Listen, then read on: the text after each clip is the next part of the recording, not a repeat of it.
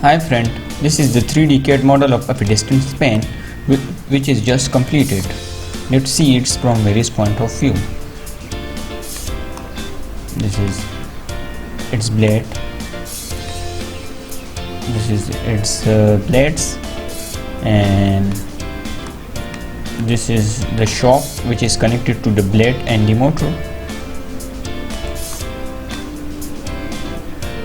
This is the rotating button.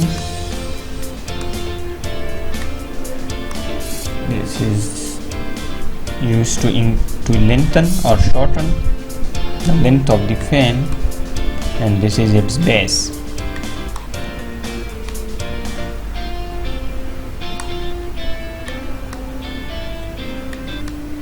This is the 3D CAD model of a bicycle. Let's see it from various point of view.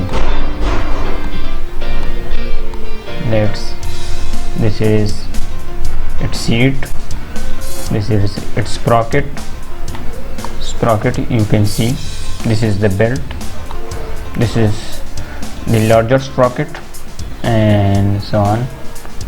This is the bicycle. You can see it from various point of view. This is its seat.